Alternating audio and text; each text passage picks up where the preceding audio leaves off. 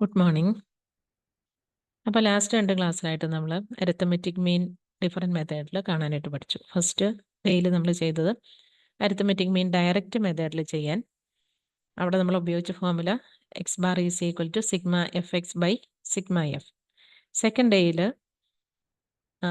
നമ്മൾ short cut മെത്തേഡിൽ arithmetic mean ചെയ്തു.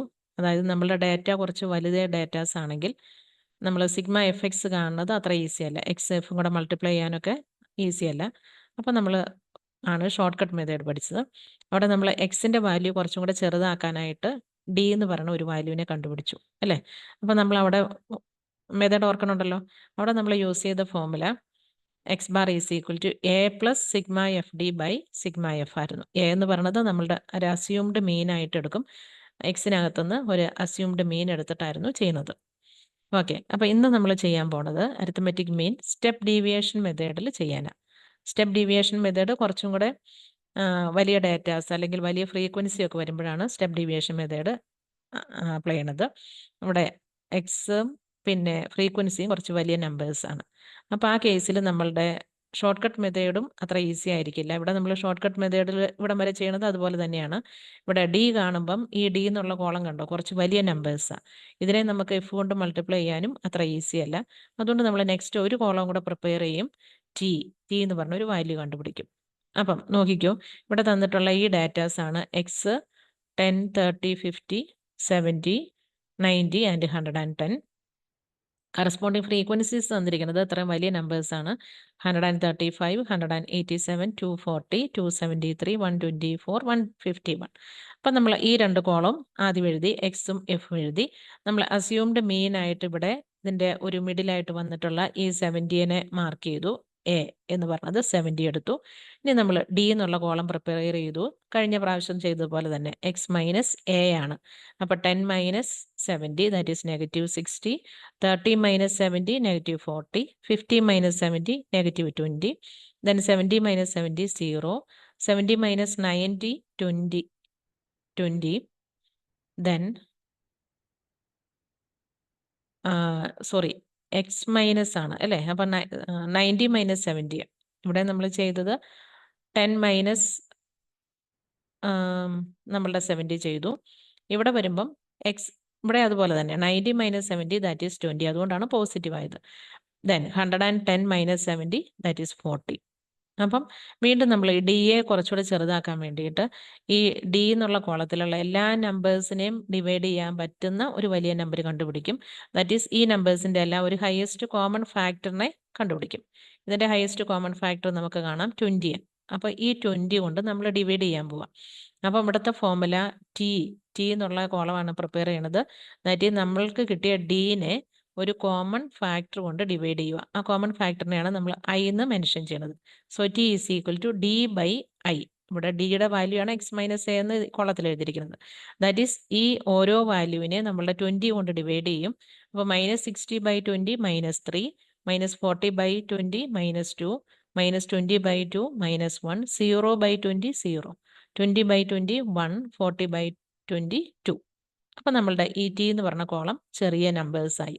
ഇനി നമ്മൾ ചെയ്യാൻ പോണത് എഫ് ആൻഡ് ടി ആ 2 കോളംസ് മൾട്ടിപ്ലൈ ചെയ്യും. ദാറ്റ് ഈസ് എഫ് ടി എന്നുള്ള കോളം കിട്ടും. അപ്പോൾ ഈ മൾട്ടിപ്ലിക്കേഷൻ സിമ്പിളാണ്. 135നെ 3 കൊണ്ട് മൾട്ടിപ്ലൈ ചെയ്തു. That is 405. പോസിറ്റീവ് നെഗറ്റീവ് കൂടെ മൾട്ടിപ്ലൈ ചെയ്തുകൊണ്ട് -405. Then 187 into -2 -374. 240 into -1 -240. Then 273 into 0 0. 124 into 1 124. 151 into 2 302. ഇനി ഇത് നമ്മൾ ആഡ് ചെയ്യണം, ഈ കോളം ആഡ് ചെയ്യണം. അപ്പോൾ ഇവിടെ കുറച്ച് പോസിറ്റീവ് നമ്പേഴ്സും കുറച്ച് നെഗറ്റീവ് നമ്പേഴ്സും ഉണ്ട്. ഓക്കെ, അപ്പം നമുക്ക് ആഡ് ചെയ്യുമ്പം ഈ പോസിറ്റീവ് നെഗറ്റീവും സെപ്പറേറ്റ്ലി ആഡ് ചെയ്യാം, അതായിരിക്കും ഈസി. ആദ്യം ഈ 3 നമ്പേഴ്സ് ആഡ് ചെയ്യാം.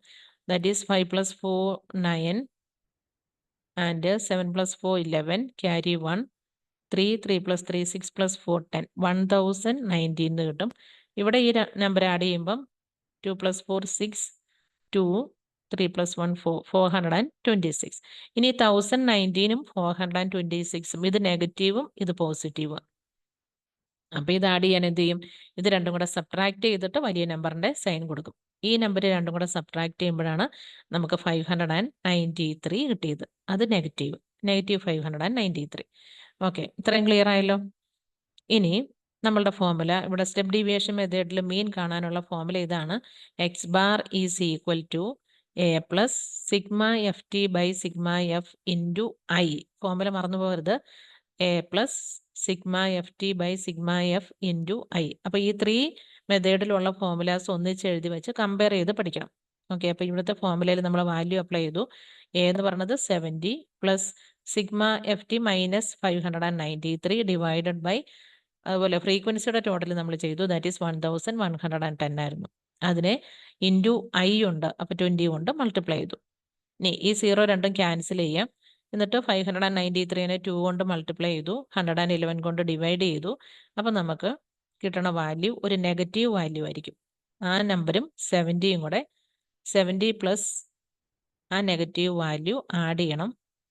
ഇനി ആ നമ്പർ എത്രയാണെന്ന് നോക്കാം. 593നെ 2 കൊണ്ട് മൾട്ടിപ്ലൈ ചെയ്യണം ആദ്യം. 593 ടൈംസ് 2 എന്ന് പറയുമ്പം 2 3 6 9 2s 18 plus 1 18, then carry 1, 5 2s 10 plus 1 11 വരും. 1186. അതിനെ നമ്മൾ ഇവിടെ നമ്മുടെ 111 കൊണ്ട് ഡിവൈഡ് ചെയ്യാൻ പോവാം.